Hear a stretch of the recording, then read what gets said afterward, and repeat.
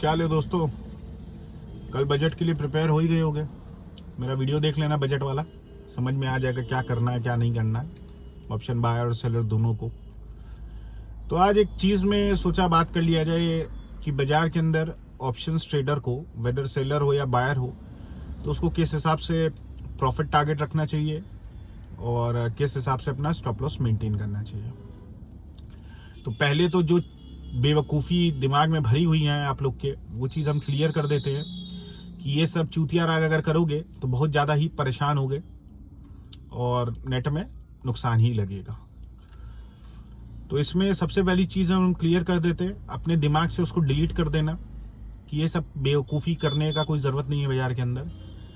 जैसे कि अभी नए नए क्या बोले, मतलब काफ़ी दिन से ये जो रंडी रोना चल रहा है बाजार के अंदर कि 1:3 का टारगेट रख लो, 1:2 का टारगेट रख लो, 1:4 का टारगेट रख लो और एक गणचौदा सा एक्सेल बना लो और उसके हिसाब से साला 1 लाख इन्वेस्ट करके एक ही साल के अंदर तो मिलेनियर बन जाओगे।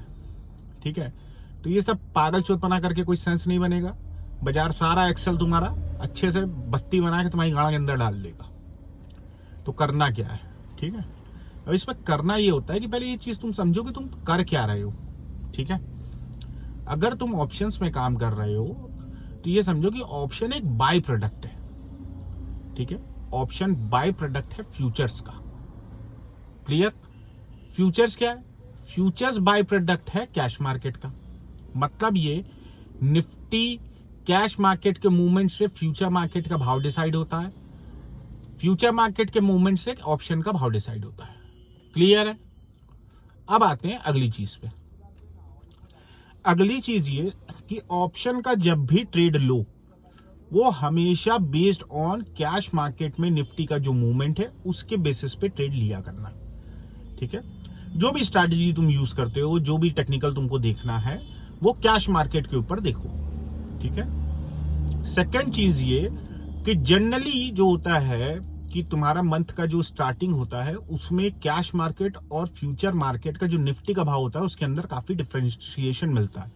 डिफरेंशिएशन मिलता है मतलब ये कि ज्यादातर टाइम फ्यूचर मार्केट का जो भाव होता है वो होता है प्रीमियम में। प्रीमियम में मतलब ये कि अगर मान लो कि 23,000 रुपए का निफ्टी तुम्हारा अभी ट्रेड कर रहा है कैश मार्केट का भाव, तो निफ्टी तुमको फ्यूचर्स का मिलेगा 23,150, 23,125। तो ये जो डिफरेंस अमाउंट है ये होता है प्रीमियम अमाउंट, इसको कहते हैं प्रीमियम। ठीक है, कि ये एक प्रोजेक्शन होता है, उसके ऊपर ये बेस्ड होता है। अब ऑप्शंस का जो तुम एट द मनी देखते हो, अगर निफ्टी 23,000 चल रहा है तो तुमको 23,000 में काम नहीं करना है, तुमको चार्ट देखना है निफ्टी कैश का। समझना थोड़ा ध्यान से, हाँ, नहीं तो लौड़े लग जाओगे स्लिप कर गया तो। कैश मार्केट का भाव चल रहा है 23,000 और फ्यूचर मार्केट का भाव चल रहा है 23,150। तो ऑप्शन एट द मनी जो होगा वो 23,000 का नहीं होगा, वो होगा 23,150 का, क्योंकि फ्यूचर के है, बाय प्रोडक्ट है ऑप्शन। क्लियर है? फिर से हम रिपीट करते हैं, फ्यूचर का जो भाव चल रहा है उसके हिसाब से एट द मनी चूज करना, और ट्रेड जो लेना है वो लेना है तुमको कैश मार्केट के हिसाब से।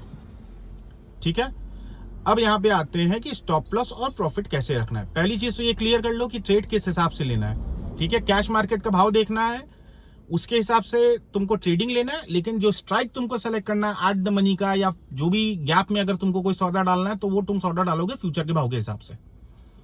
अब आते हैं कमिंग टू द नेक्स्ट की स्टॉप लॉस और टारगेट।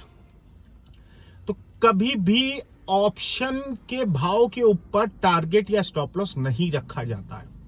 ये एकदम गलत कॉन्सेप्ट है कि भैया ऑप्शन में हमारा 10 रुपए का हमने टारगेट रख दिया, ऑप्शन के भाव पे 5 रुपए का हमने स्टॉप लॉस रख दिया। ऐसा एकदम नहीं होता है। ठीक है, जो स्टॉप लॉस तुम्हारा होता है, स्टॉप लॉस तुमको रखना है अपने कैश मार्केट में जो निफ्टी है उसके हिसाब से। समझ गए कि निफ्टी अगर आज 23,000 चल रहा है और तुम टारगेट कर रहे हो, तुमने एट द मनी का कॉल ऑप्शन लिया और तुम टारगेट करते हो कि निफ्टी कैश मार्केट का भाव जो है वो 23,000 से 23,050 रुपए होगा, तो जो 23,050 है वो तुम्हारा टारगेट होना है उस समय ऑप्शन का भाव जो भी चले। और अगर स्टॉप लॉस रखना है कि भैया अगर हमारा 22,970 रुपया आ गया तो हम स्टॉप लॉस काट देंगे, तो तुम्हारा 22,970 पे अगर निफ्टी आ गया तो तुम ऑप्शन का स्टॉप लॉस काट दोगे, जो भी भाव चल रहा है ऑप्शन का। ऑप्शन के भाव के ऊपर स्टॉप लॉस नहीं लगाना है, ऑप्शन के भाव के ऊपर टारगेट नहीं लगाना है। टारगेट और स्टॉप जो भी तुम लगाओगे वो निफ्टी कैश के भाव के ऊपर लगाओगे, और जो स्ट्राइक सिलेक्शन करोगे एट द मनी का वो तुम करोगे फ्यूचर के हिसाब से। सिर्फ 2 पार्ट में डिवाइड हुआ है, ज्यादा कॉम्प्लिकेटेड नहीं है। चार्ट देखना है तुमको कैश मार्केट का, और ट्रेड लेना है तुमको फ्यूचर मार्केट के एट द मनी के हिसाब से। बस यही सिंपल चीज है।